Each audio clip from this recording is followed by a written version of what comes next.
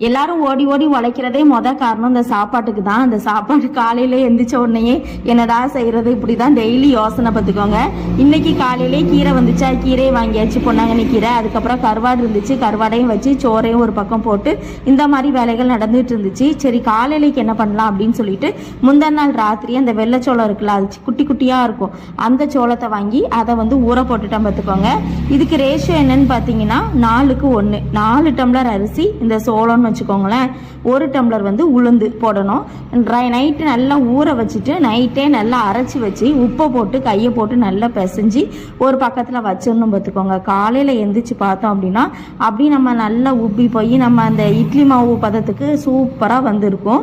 அதை நம்ம இட்லி ஊற்றணும்னா இட்லி ஊற்றலாம், இல்லை தோசை ஊற்றணும்னா தோசை ஊற்றலாம். நான் எப்படி வருமோ ஏது வருமோன்ட்டு கொஞ்சம் பயந்து தோசையை ஊற்றுறோம் பார்த்துக்கோங்க. ஆனால் தோசை சும்மா சொல்லக்கூடாது, செமையாக இருந்தது.